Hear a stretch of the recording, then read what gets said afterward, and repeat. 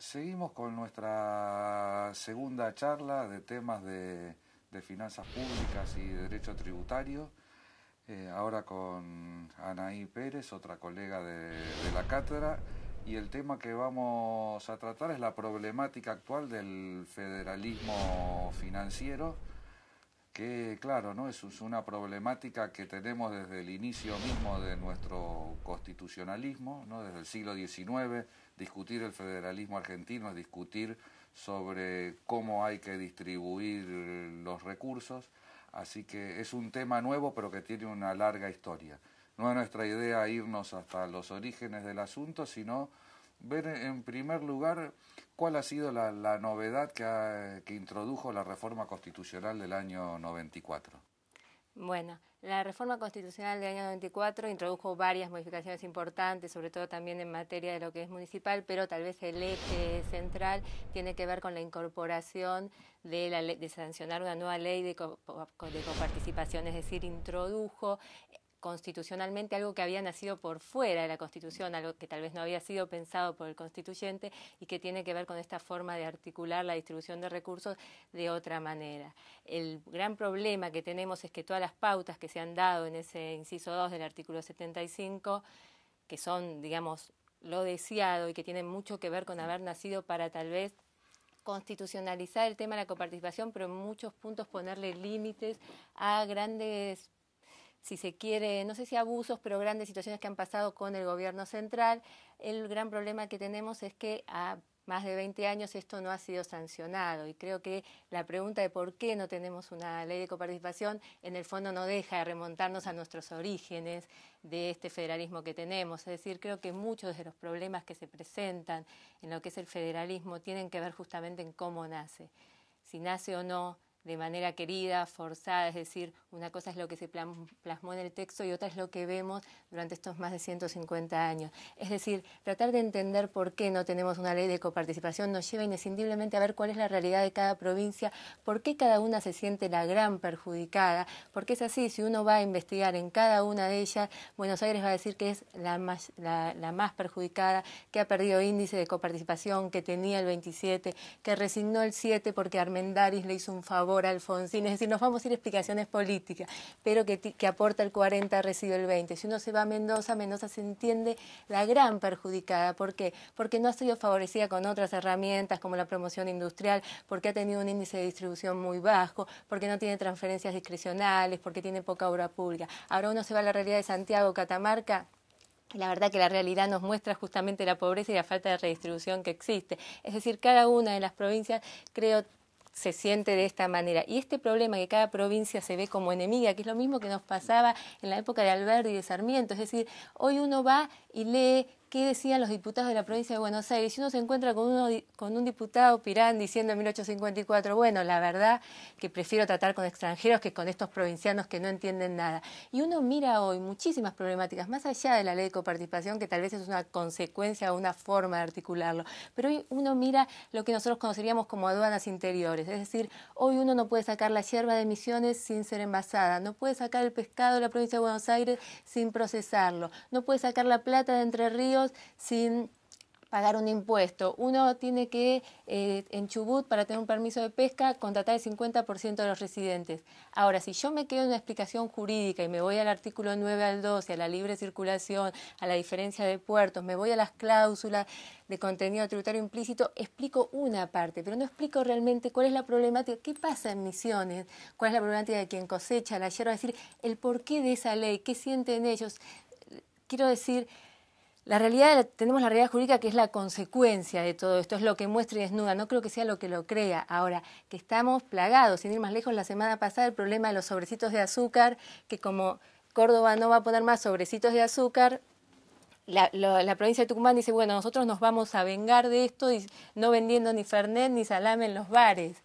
Es decir, claro, el sobrecito de azúcar pasó porque, no, bueno, porque tenía que ver con una cuestión de salud. ¿Cómo lo entendió Córdoba? No lo entendió como un litigio. Cuando terminó la promoción industrial, Gioja dijo, bueno, ahora las empresas mendocinas que proveen a las mineras, sí o sí van a tener que poner una oficina acá. Es decir, el ámbito de conflictividad es muy grande. Si uno ve en todo, no solo, digo, la ley de coparticipación es una consecuencia más. Y de hecho, el rol que también puede o no entenderse que juega la Corte, o digamos el Poder Judicial en sí, también está controvertido. Es decir, tiene que ser el Poder Judicial el que patee el tablero y así lo patee y exhorte a las autoridades a dictar una nueva ley de coparticipación. ¿Con eso nos alcanza? Es decir, así la Corte saca un fallo explicando por qué la yerba tiene que es poder salir del territorio, por qué no se puede discriminar en disfavor del comercio interjurisdiccional, así pase eso, por qué se tiene o no que transitar en los ríos, así pase eso va a cambiar la realidad, es decir, Mendoza va a derogar su ley que cuando entras con los camiones te va a cobrar una tasa por entrar. No solo no lo va a derogar, aunque lo haga, en el fondo la convicción de cada uno sigue siendo esa misma. La forma en que está parada Buenos Aires en un montón de situaciones, tanto la provincia como la ciudad, es decir, creo que va mucho más allá la problemática y inescindiblemente nos vuelve atrás y nos vuelve a Alberdi y a Sarmiento, porque también creo que a veces Sarmiento es una figura que está denostada, no sé si estoy tan de acuerdo con esa mirada que se tiene, creo que Alberdi hizo mucho, pero creo que Sarmiento tampoco es que estaba en contra de todo, pensaban al país y al progreso de una manera. Lo que pasa es que pensándolo de esa manera, Alberdi puso la cláusula del progreso en miras a esto, a lograr un progreso. Ahora, ¿qué pasa? En la práctica, la verdad que muchas veces se ve desdibujado con leyes federales, no nacionales, sino federales, que buscan un gran interés, pero en ese interés que buscan, bueno, tal vez distorsionan los sistemas impositivos provinciales, porque con determinadas exenciones o beneficios que se otorgan sobre tributos provinciales o municipales, es verdad que tiene una incidencia mayor, es decir, muchas veces hay cláusulas enfrentadas, lo mismo que pasa con el régimen de Tierra del Fuego o con otras situaciones. Sí, lo que de tu relato sí, surge, evidentemente tenemos un problema estructural, ¿no? Que tiene como muchos planos. Yo creo que uno de los aspectos es la diversidad de la Argentina. ¿No? Somos un país de un territorio muy extenso, con una población relativamente escasa pero muy desigualmente distribuida y con una estructura económica también desigualmente distribuida. Por diferentes razones eso sucedía en el siglo XIX, en el siglo XX y en el siglo XXI. Eso a su vez genera dificultades de financiación porque es muy difícil que cada provincia pueda financiarse a sí misma por sus desigualdades. Entonces hay que buscar mecanismos para coordinar razonablemente, de una forma solidaria, las finanzas públicas. Claro, como vos decís, generamos en la práctica constitucional la Ley Convenio de Coparticipación, cuyo texto vigente es de los años 80, ¿no? Del gobierno, en medio del gobierno de Alfonsín, se dictó una ley que transitoria. Transitoria permanente. Claro, transitoria, y se iba a dictar un nuevo régimen que en el gobierno de Alfonsín finalmente no hubo un consenso para dictar. Luego, como vos decís, se incluye en la Constitución, ¿no? Año 94, y la Constitución dice, bueno, hay que dictar un nuevo régimen conforme a las pautas y que no logramos destrabarlo. Sí. Aparentemente, claro. Ahí ya hay otro plano estructural y es la dificultad de nuestro sistema político, federal y provincial, para llegar a un consenso, porque claro, es muy difícil, ¿no? Lo que dice la Constitución, tiene que haber un consenso de todas las provincias y un consenso del gobierno federal, y el Congreso y todas las legislaturas tienen que dar la conformidad a una nueva ley. Parece que son, claro, unas cláusulas muy exigentes. Por un lado eso, que entiendo que sigue generando este problema y esta situación, y por otro lado también es particular, fuera de la mirada que tienen las provincias entre sí, el rol que juega el Estado Nacional. Es decir, porque tampoco podemos desconocer que el Estado Nacional se quedó con herramientas importantes, es decir, todo esto que hace a la afectación de la masa. Es decir, bueno, por un lado vamos a recaudar todos los impuestos nacionales, creados o a crearse. Por otro lado, como ya sabemos que tal vez el Estado Nacional puede echar mano de eso, nos guardamos una herramienta que dice, bueno, al menos el 34% de todo lo que se recauda tiene que ir a esta masa entre la nación y las provincias. Ahora, ¿qué es lo que pasa? En la práctica también esto se va distorsionando. Es decir, si hoy uno lee la ley del año 88, tampoco entiende qué pasa en Argentina, porque en la ley del año 88 no están todas estas afectaciones que fueron fruto de otro, si se quiere, gran herramienta del federalismo fiscal, pero que tal vez también ha sido desdibujada en la práctica, que son todos estos acuerdos frutos del federalismo de concertación, todos estos conocidos como pactos de los años 90, que en principio tenían buenas intenciones, pero también se fueron desdibujando en la práctica. El gran acuerdo, que es el del año 92 y que tiene que ver con el recorte del 15, pero que no es lo único que ha pasado, ¿sí? Además de lo que ha pasado en el 93, en el 95, todo ese tipo situaciones. ¿Y qué pasa? El rol del Estado Nacional, distinto en velar por los intereses y justamente armonizar estas diferencias geográficas, desde la teoría uno lo entiende y pareciera que existen todas estas formas de lograrlo, ¿sí? Existe la cláusula del progreso para ver un territorio como Tierra del Fuego y otorgarle otro tipo de sistema, ver qué pasa con las regiones, qué pasa con los sectores, con las actividades, qué pasa con los grandes temas del comercio interjurisdiccional, es decir, qué pasa a nivel de tarifa, a nivel energético, a nivel de hidrocarburos, a nivel de minería, a nivel de telecomunicaciones. En cuanto a los grandes fines del Estado Nacional, por supuesto que no pueden ser frustrados por las provincias. Entonces, si yo quiero una unidad tarifaria, podré o no otorgar determinados beneficios. Eso se ve en la teoría. Lo que pasa es que, de nuevo, hay muchas cosas en la práctica y, en principio, también todo aquello que hace a las afectaciones específicas, esto de diezmar la masa de manera anticipada y ver si se cumplen o no, de nuevo, con los requisitos del 75, inciso 3, es decir, ese inciso 3 que nace también fruto de la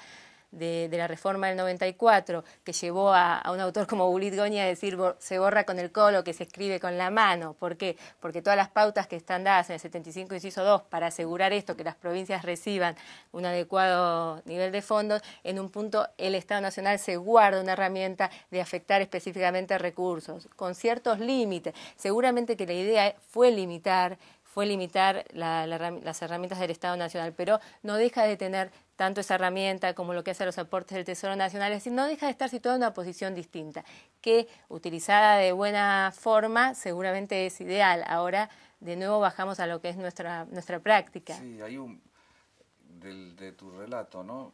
Parece adecuada la descripción de todo de este sistema como un laberinto, ¿no? El famoso laberinto de la coparticipación, que dicho en un término un poco más técnico es: faltan reglas claras, precisas, sencillas, para poder tener realmente un federalismo, yo diría, claro, ¿no?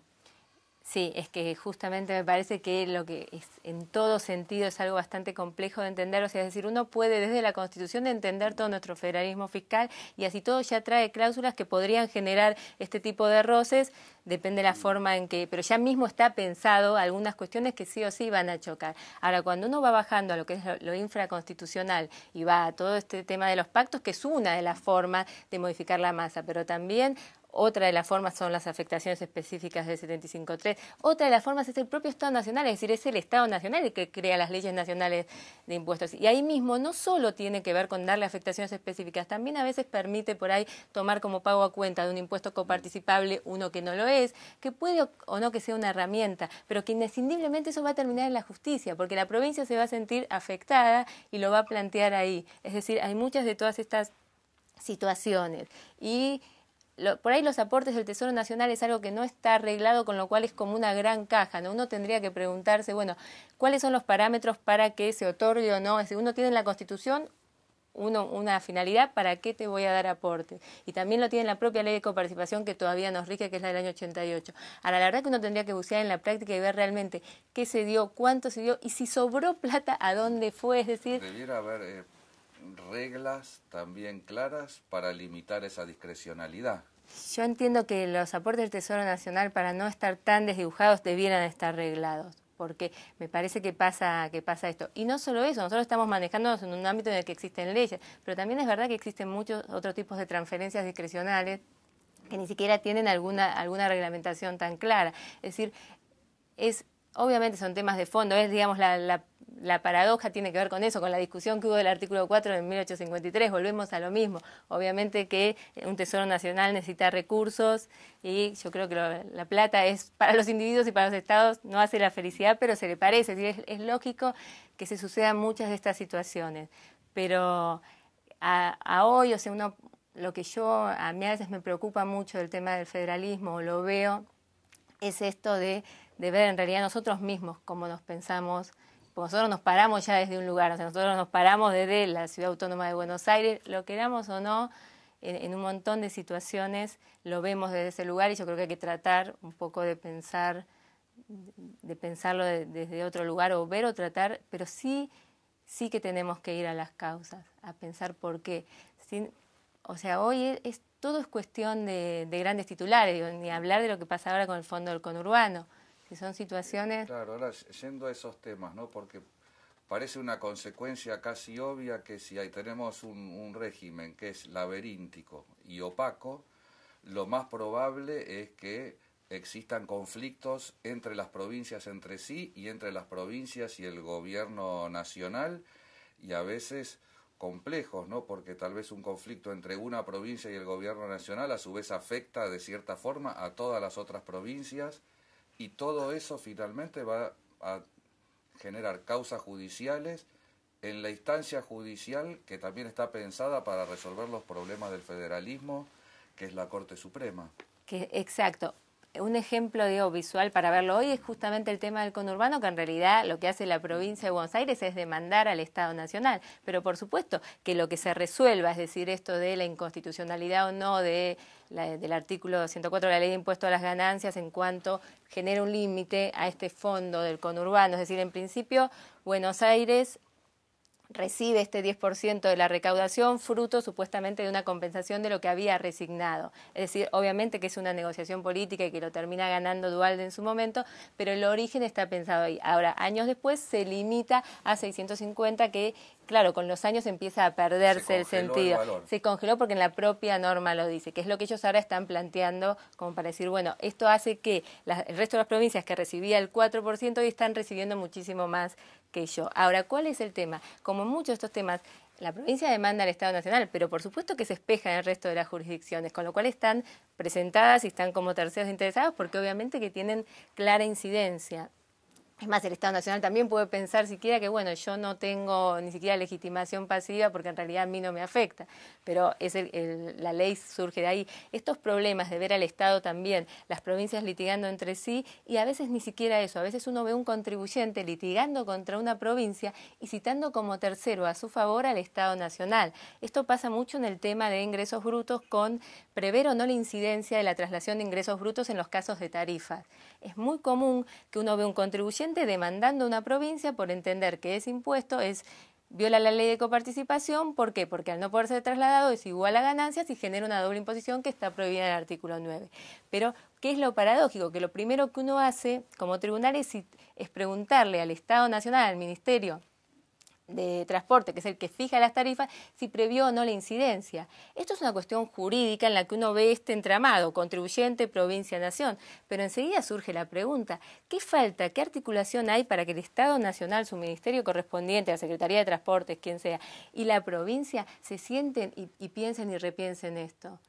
Porque una vez, dos veces, ahora es algo cotidiano. Entonces ahí también hay una falta de diálogo, más allá de lo jurídico. Y nosotros vemos esto. Pues eso es un caso interesante, ¿no? Porque lo que es lo ilegítimo, el tributo que estableció la provincia, el impuesto sobre los ingresos brutos, o la decisión del gobierno federal de no permitir la traslación al fijar el precio de la tarifa.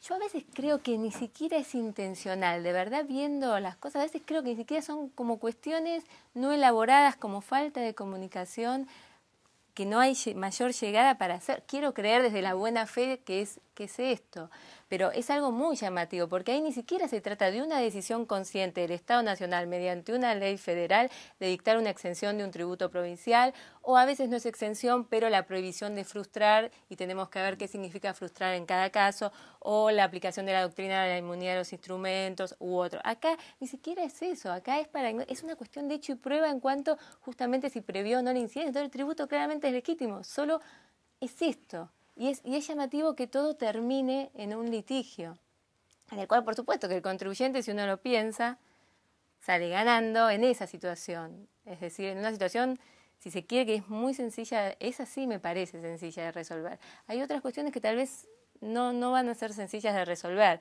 y no queda otra que entonces entrar a ver, bueno, cuál es el rol y el rol del Poder Judicial y en particular de la Corte como garante última del federalismo también tal vez está repensándose en un montón de situaciones. Hace muy pocos años se dio el caso de la falta de sanción de una ley de coparticipación provincial en La Rioja. Exactamente. Y la verdad que ahí al principio había que pensar y preguntarse mucho si era el rol de un tribunal federal, tener esa injerencia en algo provincial. Es un caso muy interesante, digo, más allá de la ley convenio, porque lo que afirmó la Corte es que hay una omisión legislativa, ¿no? O sea, hay un poder legislativo, no lo que es más tradicional, digamos, de una omisión administrativa, hay una omisión del legislador en legislar, y eso lo constató la Corte, ¿no? Sí, yo creo que por eso, que ese fallo es algo como muy paradigmático de pensar en si realmente ahí no hubo un cambio,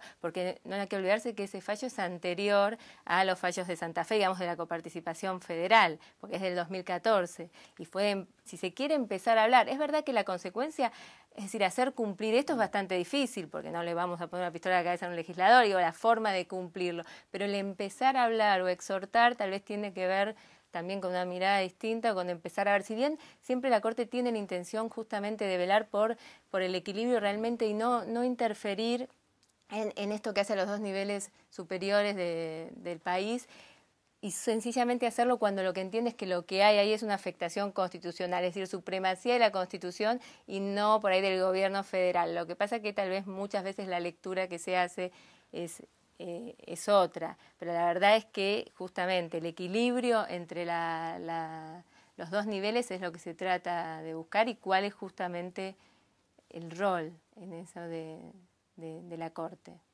Es un caso muy interesante porque viendo una comparación con otras temáticas, ¿no? Hay tal vez derechos que tienen dificultad para ejercerse porque no existe un régimen legal que debió ser dictado. Y es un antecedente interesante de, descalificación de una omisión legislativa. Sí. Y para ir terminando, ¿no? ¿Qué otro tipo de problemas están hoy en el Poder Judicial y en la Corte Suprema esperando para ser resueltos? Hay un nivel de conflictividad bastante alto, hay temas que muchos se han ido o tratado de resolver desde los propios gobiernos, pero por ejemplo está el tema del Fondo del Conurbano, el tema de lo que tiene que ver con los fallos que han salido por recorte del 15%, en realidad salieron 3 fallos en su momento que tienen cierto nivel de litigio aún en lo que es el cumplimiento de la sentencia, y a su vez se han sumado el resto de las jurisdicciones haciendo reclamos. Después hay muchos reclamos que tienen que ver con afectaciones específicas de distintos tipos de tributos nacionales. De ahí también que ya hay dictámenes de procuración, pero no hay fallos.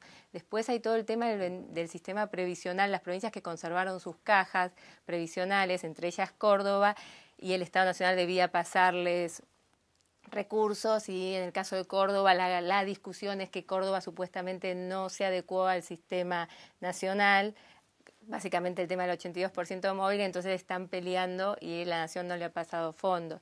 Hay temas en todo lo que tiene que ver con los convenios de transferencia educativos del año 92 y la forma en que aportan o no, y tienen que seguir aportando las cajas. Hay muchísimo también nivel en cuanto a este tema de lo que se conoce como cláusulas de contenido tributario implícito, ahí ya más con los contribuyentes y las provincias, pero ahí hay bastante nivel de litigiosidad, mucho también en determinadas cuestiones de... Algunas se han quedado atrás, pero de promoción industrial. Hay también los temas que mencionaba de aduanas interiores. Hay un nivel llamativo el alto índice de conflictividad que uno ve. Estado Nacional demandando provincias, porque el Estado Nacional hace pocos años ha demandado a Córdoba por la tasa vial, hay muchas provincias demandando al Estado Nacional, provincias demandándose entre sí. El caso que yo contaba de la yerba mate, en realidad tuvo la resolución en su momento, la pelea era básicamente con Misiones, pero hoy hay una ley nacional que ha salido y que ha creado un territorio, ¿sí? Una región entre Corrientes y Misiones, que seguramente eso va a traer un problema, porque quien esté en la provincia de Buenos Aires tenga su establecimiento, creo que Molinos lo tiene en la provincia, también va a venir a impugnar seguramente esa región que se ha creado. Con lo cual hay un gran nivel de conflictividad. Por supuesto que la vedette del momento es el Fondo del Conurbano.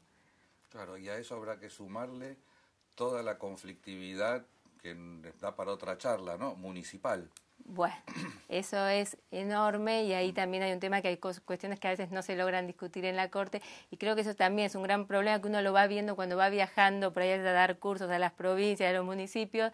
¿Por qué pasa esto? A veces replican tasas que saben, es decir, el problema seguramente da para otra charla porque sabemos que no hay recursos y sin recursos, digamos, el principio de suficiencia no se cumple, pero esa es una discusión y la otra discusión es si yo no tengo recursos, ¿a qué voy a echar mano para conseguirlos? Y todo este bendito tema de las tasas y la forma en que cada municipio los van replicando a veces porque saben que igual en hacen los cálculos y aunque sea después tachada la ley, bueno, obtuvieron un recurso. Pero por supuesto es un gran problema del federalismo, es decir, bueno, a los municipios le han quedado estas tasas y tienen que muchas veces recurrir a ciertas creatividades.